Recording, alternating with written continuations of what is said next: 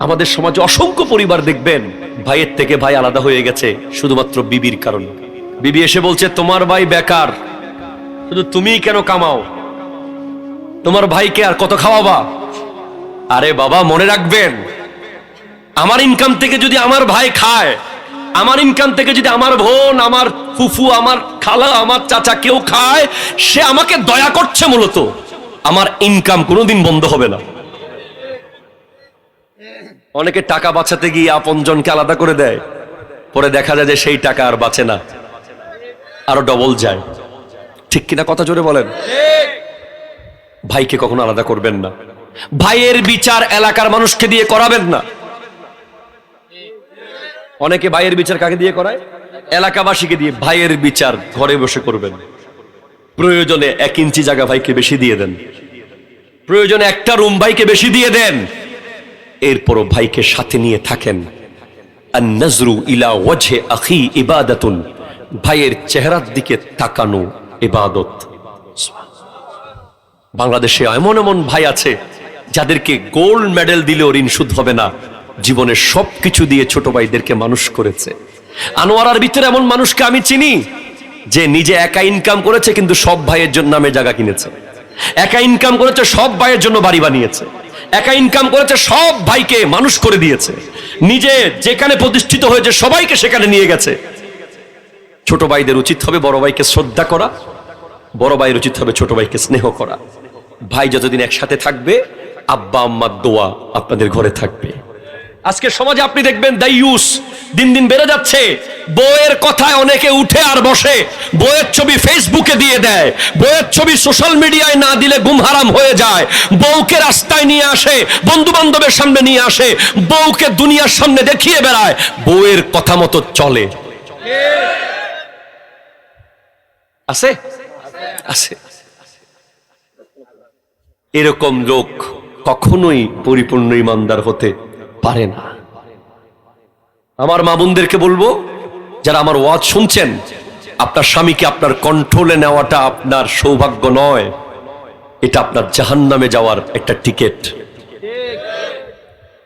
স্বামী class 1 pass হোক, আপনি মাস্টার্স পাস হন, এর পরেও মনে রাখবেন আপনার স্বামীর মর্যাদা আপনার উপরে থাকবে। এটা ইসলাম দিয়েছে।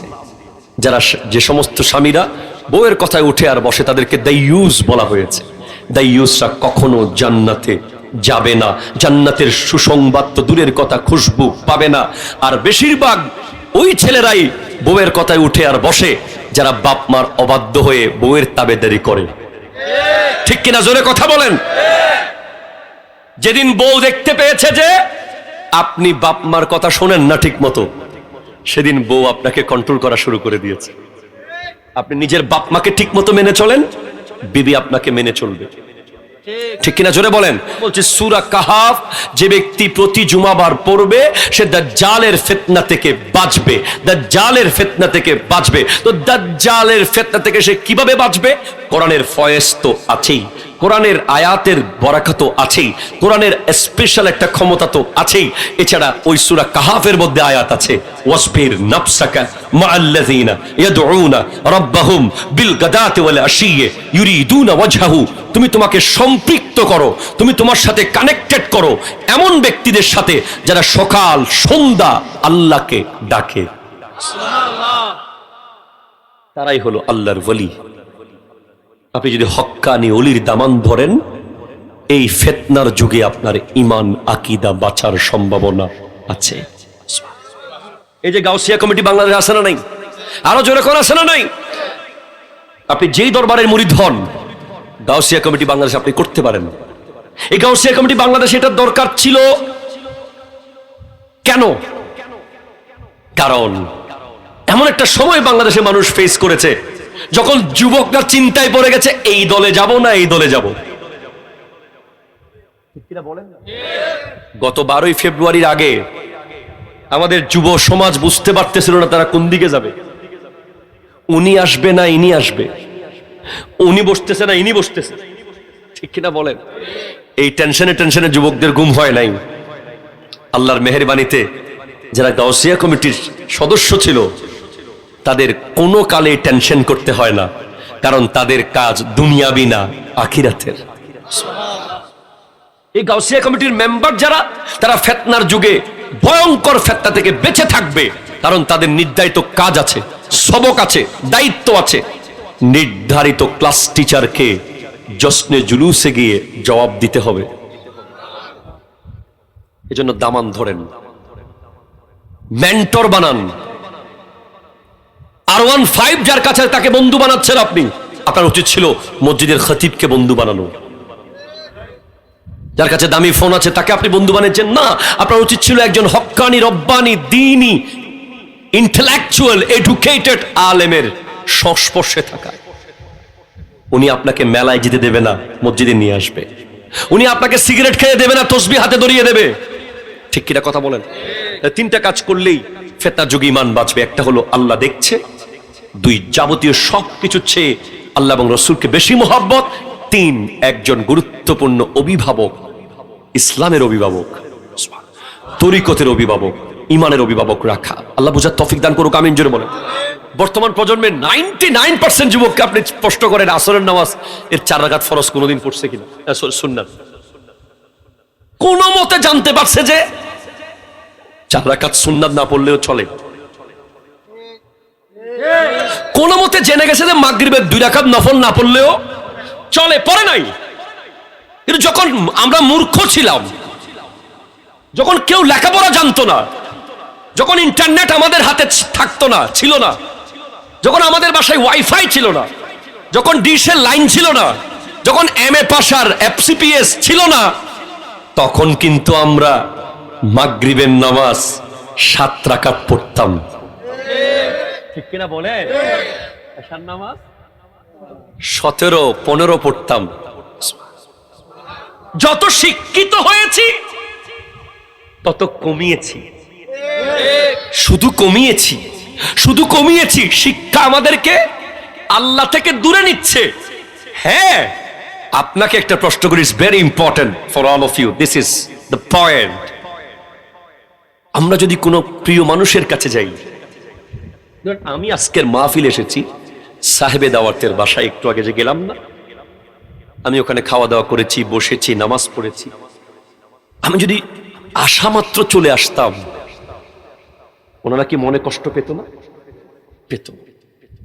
আপনি আপনার বোনের বাড়িতে যান, খালার বাড়িতে যান, ফুফুর বাড়িতে যান, শ্বশুর বাড়িতে যান, আপনি দরজায় যাওয়া মাত্রই 2 সেকেন্ডে আবার বের হয়ে গেলেন, কষ্ট পেয়েছে না? আপনি বের হতে যাচ্ছেন তো আবার ঢুকে গেলেন, না আর 10 মিনিট থাকি, ওরা কষ্ট পাবে, দুনিয়ার মানুষ কষ্ট পাবে।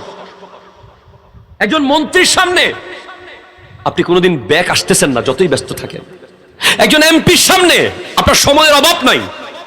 একজন বড় মানুষের সামনে থেকে আপনি ছট করে চলে আসতেছেন না, আর 2 মিনিট যদি থাকতে পারি আরো কিছু বলতে পারবো। ইভেন আমাদের যুবক ভাইয়েরা যারা কোনো ভালোবাসার মানুষ জীবনে জুগিয়েছে, তার সামনে থেকে আসতেই চায় না। ঠিক কিনা কথা জোরে বলে? আর হযরতে শেখ সুলতান সৈয়দ আব্দুল কাদের জিলানীকে জিজ্ঞেস করছি, আমরা 2 মিনিট থাকতে পারি না মসজিদে, আর আপনি এশারের উযু দিয়ে ফজর পড়ে ফেলেন।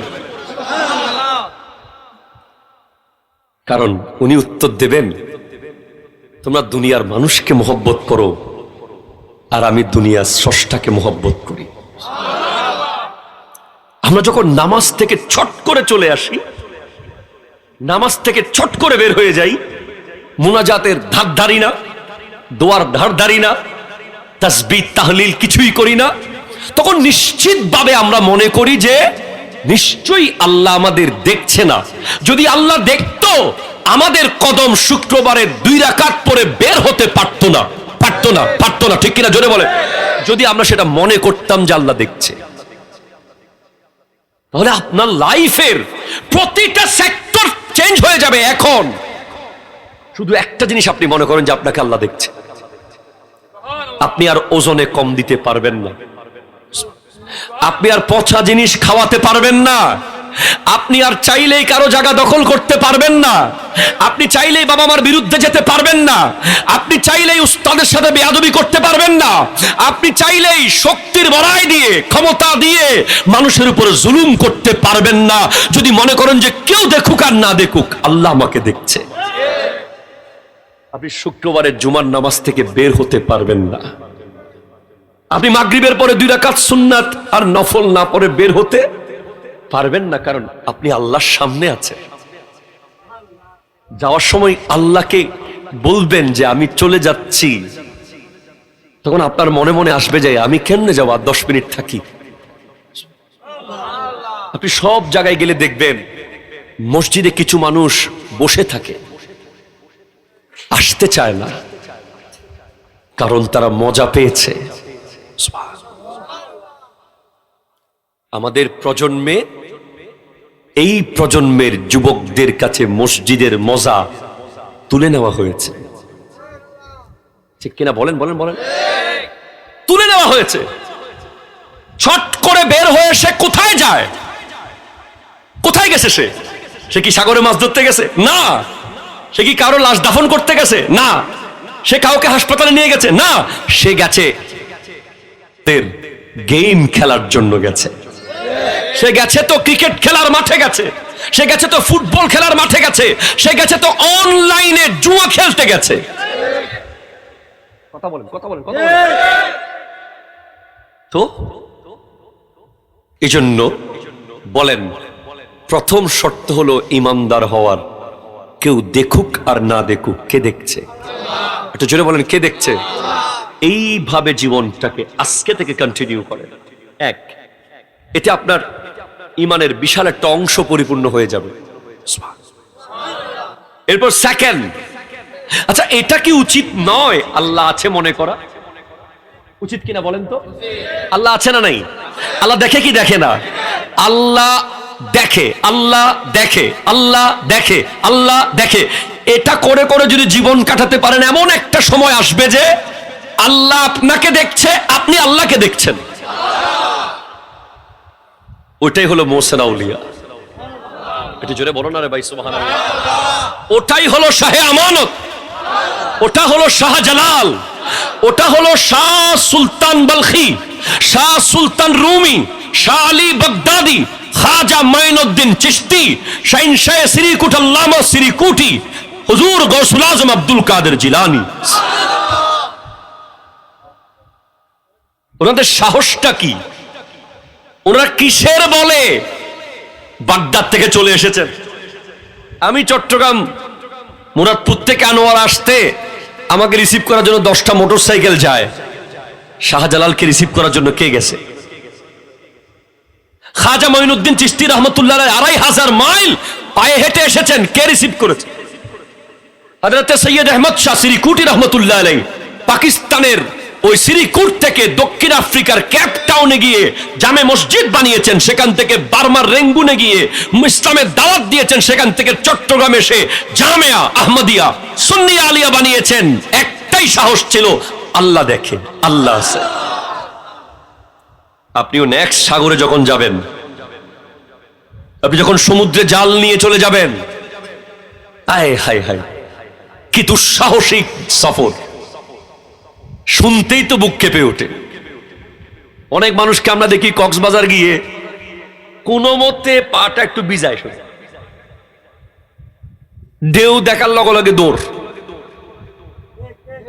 আছে না নাই? সেখানে আপনারা যখন বুট নিয়ে চলে যান, কে কে আছেন হাত তোলেন তো সাগরের মাঝখানে গিয়েছেন? ওরে বাপরে বাপ, মারহাবা। সবার জন্য একটা জোরে বলি মারহাবা। যারা সমুদ্রে যেতে পারে তাদের সামনে আর কোনো ভয় থাকার কথা? সমুদ্র, এটার কোনো সীমা নাই। আপনারা যখন যান, আমার তো মনে হয় শুধু আল্লাহর উপরে ভরসা করে চলে যান। আর কে আছে আপনাদেরকে, কে বাঁচাবে সেখান থেকে? জাস্ট উল্টে দিতে পারে উনি, আবার ভয়ঙ্কর তুফানের মাঝখান থেকে ফিরিয়ে আনতে পারে আপনাকে বাবা মার কোলে। এজন্য আপনাদের জন্য খুব জরুরি লাইফে আল্লাহর সাথে কানেক্টেড হওয়া, আল্লাহর কাছে যাওয়া, আল্লাহর সাথে একটা রিলেশন তৈরি করা, আল্লাহর সাথে মোহাব্বত তৈরি করা, আল্লাহর সাথে যেই যেই কাজ করলে আল্লাহর কাছে যাওয়া যায় সেই সেই কাজ করা।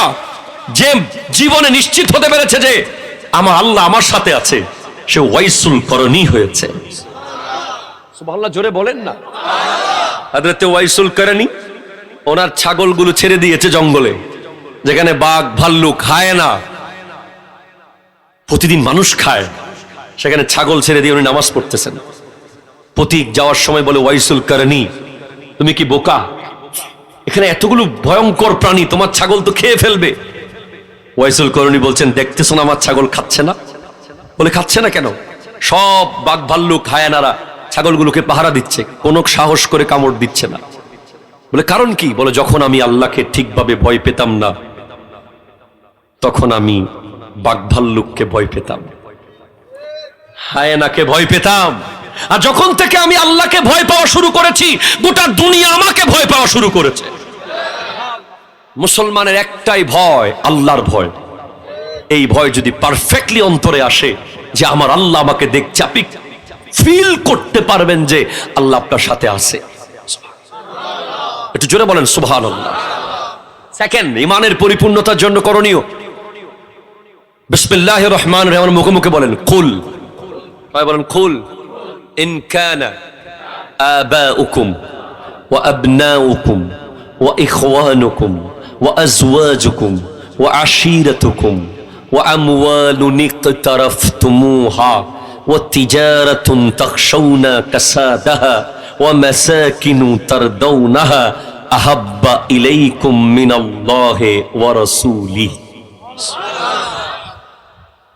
টোটাল 8টা জিনিসের চেয়ে আল্লাহ এবং রাসূলকে বেশি মোহাব্বত করতে হবে। কয়টা জিনিস? আরো জোরে কয়টা? কয়টা? সবাই একটু দেখান কয়টা? 8। মুখস্থ করে যাবেন। কয়? আরো জোরে। 8টা জিনিসের চেয়ে যেদিন আপনি নিশ্চিত হবেন যে আল্লাহ এবং রাসূলকে আপনি বেশি ভালোবাসেন, সেই দিন বুঝবেন আপনি ঈমানদার। 100তে 100। তার মধ্যে 1 নম্বর হলো বাবা এবং মা। বাপ মা চেয়ে বেশি ভালো কাকে বাসতে হবে? আল্লাহ এবং তার রাসূলকে। হযরতে আবু হুরায়রা রাদিয়াল্লাহু তাআলা মাকে ছেড়ে চলে আসতেছে, অনেক বেশি মাকে ভালোবাসেন, মায়ের জন্য দিওয়ানা দিওয়ানা আবু হুরায়রা। কিন্তু শেষ পর্যন্ত বলছে, মা তুমি আমার নবীকে মেনে নাও। মা বলছে, আমি মানবো না। শেষ পর্যন্ত, মা আমি আর পারলাম না, তোমার ভরণ পোষণের দায়িত্ব আমার থাকবে, তবে আমি তোমার সাথে আর থাকতে পারছি না, কারণ তুমি নবীর বিরুদ্ধে চলে গেছো। উনি চলে আসছিলেন, আমার নবীকে কেঁদে কেঁদে বুঝাচ্ছেন, আর আমার নবী হাত তুলে দিয়েছেন। আমার নবী যে হাত তুলে মুনাজাত করেছেন তার দলিল হলো এটা। হযরতে আবু হুরায়রা রাদিয়াল্লাহু তাআলা আনহুর আম্মার জন্য নবীজি হাত তুলে মুনাজাত করেছেন। এক দোয়াতে হযরতে আবু হুরায়রা রাদিয়াল্লাহু তাআলা আনহুর আম্মা ইসলাম কবুল করে নিয়েছে। হযরতে আবু উবাইদা ইবনুল জাররাহ ওনার বাবাকে কতল করেছেন। আল্লাহু আকবার, জোরে বলেন। রাসূলের বিরুদ্ধে দাঁড়িয়েছে সেজন্য। হযরত সিদ্দিক আকবর ওনার সন্তান বলছে, আব্বা তোমাকে তো আমি অনেকবার তলোয়ারের সামনে পেয়েছিলাম, কিন্তু বাপ বিদায় তোমাকে ছেড়ে দিয়েছি। আর উনি বলছেন, তোকে যদি আমি একবার পেতাম আমি তোকে দূর করে ফেলতাম। কেন? আমি কি তোমার ছেলে না? তুই নবীর বিরুদ্ধে যখন গিয়েছিস, তুই আমার ছেলে আর নাই। ঠিক কিনা? কথা জোরে বলেন। বাবা এবং মা আল্লাহ এবং রাসূলের পরের মকাম। ঠিক কিনা? জোরে কথা বলেন। আল্লাহ এবং রাসূলের পরে বাপ মা চেয়ে দামি কেউ নাই। না কোনো শ্বশুর আছে, না কোনো শাশুড়ি আছে, না কোনো বন্ধু আছে, না কোনো অফিসের বস আছে, না কোনো চাকরির কলিগ আছে। এই পৃথিবীতে আব্বা আর আম্মার স্থান হলো আল্লাহ এবং রাসূলের পরে। এই দুজন নারাজ হলে আল্লাহ রাসূল কোনোদিন রাজি হওয়ার সম্ভাবনা নাই, স্পষ্ট বলে দেওয়া হয়েছে। এরা রাজি তো আল্লাহ রাসূল রাজি, কিন্তু এদেরকে অ্যাভয়েড করার একটা মাত্র সময়, একটা মাত্র নিয়ম শুধু আছে, যখন এরা আল্লাহ এবং রাসূলের বিরুদ্ধে যাবে। আর অন্য কোনো কারণে তাদেরকে ছেড়ে দেওয়ার, আলাদা করে দেওয়ার কোনো সুযোগ ইসলামে নাই। আপনি ক্লিয়ার বুঝতে পেরেছেন তো? হ্যাঁ। ও আবনাউকুম, সন্তান। আজকের দিনে অনেক সন্তান আহলে হাদিস হয়ে যাচ্ছে। এখানে হচ্ছে না, কি অনেক জায়গায় হচ্ছে। আজকের দিনে অনেক সন্তান বাপকে ফতোয়া শেখায় মিলাদুন নবী বেদাত। কথা জোরে বল না, ঠিক কিনা জোরে বলেন না। আজকের দিনে অনেক ফোলা ইউনিভার্সিটিতে পড়ে ইমাম আবু হানিফার ভুল ধরতে বসে আছে। আজকের দিনে অনেক যুবককে আপনি দেখবেন বিশ্ববিদ্যালয়ে পড়ে নামাজের পরে মুনাজাত করাকে বেদাত মনে করছে। অনেক যুবককে আপনি দেখবেন আজকের দিনে এটা বেদাত, ওটা বেদাত, সেটা বেদাত, ওটা বেদাত, লাইলাতুল বরাত বেদাত, লাইলাতুল মেরাজ বেদাত, এই বেদাত, সেই বেদাত, ওই বেদাত, এই বেদাত, একটাই শুধু শব্দ বেদাত, বেদাত, বেদাত। সোশ্যাল মিডিয়ায় অমুক শেখ এটা বলেছে, তমুক শেখ সেটা বলেছে। বাপ দাদা আগের সবাই ভুল করেছে, উনি নতুন করে শুদ্ধ। আছে না নাই? সমাজে আছে না? মানে দাদা দাদার দাদা দাদার বাপ যা করে এসেছে এ সবগুলো ভুল, নতুন করে উনি শুদ্ধ ইসলাম করছে, স্মার্ট ইসলাম। লা হাওলা ওয়ালা কুওয়াতা ইল্লা বিল্লাহ। মনে রাখতে হবে বেদাত আমরাও মানি, ঠিক কিনা বলেন? বেদাত দুই প্রকার আছে, একটা হাসানা, একটা সাইয়্যা। এই মাইক্রোফোন কি নবীর আমলে ছিল? এই মোবাইল ছিল? এই টেবিল ছিল? এই লাইট ছিল? এই প্যান্ডেল ছিল? এই সাউন্ড বক্স ছিল? এই ক্যামেরা ছিল? কি ছিল এখানে? নবীজির আমলে, সাহাবার আমলে কিছু ছিল না। খুদ বুখারী শরীফও তো ছিল না। এক সিএনজি ওয়ালা আমাকে বলছে, হুজুর মিলাদুন নবী তো বেদাত। আমি বলছি তো দলিল? বলে বুখারী শরীফে আছে। আমি বলছি বুখারী শরীফ তুমি নাম কোথায় শুনছো? বলে হ্যাঁ শুনছি বুখারী শরীফ। তুমি কি জানো যে বুখারী শরীফ সেটাও নবীর আমলে ছিল না? বুখারী শরীফও তো নবীর আমলে ছিল না। বলে বুখারী শরীফে নাই। সবকিছু বুখারী শরীফে থাকতে হবে? কিছু তো কোরআন শরীফে আছে, ঠিক কিনা বলেন? কিছু মেশকাতে আছে, কিছু নাসাঈতে আছে, কিছু তিরমিজিতে আছে, কিছু ইবনে মাজাতে আছে। এখন আমাদের দেশে একটা নতুন এক ভয়ঙ্কর বাতিল বের হয়েছে, যাদের কাজ হলো কেসি দিয়ে ইবাদত কাটা, ঠিক কিনা জোরে কথা বলেন? তারাবির নামাজ কেটে ফেলে, নামাজের পরে দোয়া কেটে ফেলে, জানাজার পরে দোয়া কেটে ফেলে, নফল কেটে ফেলে, সুন্নাত কেটে ফেলে, শবে বরাত কেটে ফেলে, শবে মেরাজ কেটে ফেলে। এইটা ফতোয়া, একটা শব্দ বেদাত, বেদাত, বেদাত, এই একটা শব্দ। এই শব্দ দিয়ে মুসলমান যুবকদেরকে কিভাবে মসজিদ থেকে বের করবে, শুধু এই কাজের মধ্যে লিপ্ত। আছে না নাই? কথা বলেন। আর যুব সমাজ বলছে এত কম শর্টকাটে যদি জান্নাত পাই, এত লম্বা নামাজ পড়ার দরকার কি? বিতিরও নাকি এক রাকাত করে দিচ্ছে। সাবধান, খবরদার। আপনাদেরকে চট্টগ্রাম জামিয়ায় যেতে ফ্লাইটের টিকিট করতে হবে না। আপনাদের কি বিমান উঠতে হবে? জামিয়ায় যাওয়ার জন্য সাগরে জাহাজ উঠতে হবে? এদিক থেকে সোজা টানেল দিয়ে চলে যাবেন। জামিয়া আহমদিয়া সুন্নিয়া আলিয়া আপনাদের জন্য আছে। যেই মাদ্রাসার লাইব্রেরিতে এখনো স্টিল 22,000 কিতাব আছে, এখনো জীবন্ত হাদিসের কিতাব, জীবন্ত হাদিস গ্রন্থ। শেখুল হাদিস আল্লামা হাফেজ সুলাইমান আনসারী জীবিত, আল্লামা মুফতি ওসিউর রহমান হুজুর জীবিত, আল্লামা মুফতি আব্দুল ওয়াজিদ হুজুর জীবিত আছে। আপনাদেরকে কোনো বাতিল যেন ধরতে না পারে, কোনো বাতিল যেন আপনাদেরকে পথভ্রষ্ট করতে না পারে। মনে রাখবেন, 3টা বাতিল ফেরকার কথা বলে যাই। একটা হলো আহলে হাদিস, আরেকটা হলো শিয়া, আরেকটা হলো কাদিয়ানি। এই 3 দল সরাসরি যাদের সম্পর্ক হচ্ছে ইহুদি এবং নাসারার সাথে। কথা বলেন ঠিক কিনা? মনে রাখবেন, এদের উৎপাত বেড়ে যাবে দিন দিন, স্বাভাবিক। কারণ আমাদের কাছে ইহুদির টাকা নাই, আমাদের কাছে সৌদির ডলার নাই, ওদের কাছে আছে। আমরা কেউ ধান কেটে ধান চাষ করে সেখান থেকে টাকা দিয়ে ইসলামকে সামনে নিয়ে যাচ্ছে, কেউ মাছ ধরে ইসলামকে সামনে নিয়ে যাচ্ছে, কেউ নৌকা চালিয়ে, কেউ রিক্সা চালিয়ে, কেউ সিএনজি চালিয়ে, কেউ ব্যবসা করে হালাল। আর ওরা ওদেরকে আমেরিকা, ইউরোপ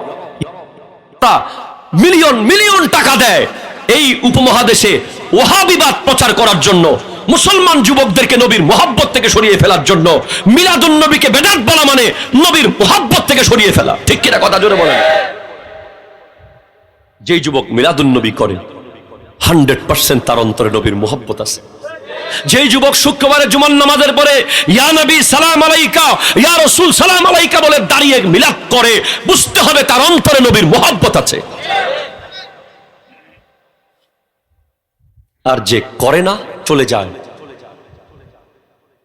বুঝতে হবে নবীর মুহাব্বত তার অন্তরে নাই। তাহলে বাবা মার চেয়ে বেশি ভালোবাসবেন আল্লাহ এবং রাসূলকে, নিজের সন্তানের চেয়ে বেশি। ওয়া আজওয়াজুকুম, আচ্ছা, আবাউকুম ওয়া আবনাউকুম ওয়া ইখওয়ানুকুম, নিজের ভাইয়ের চেয়ে বেশি। ভাই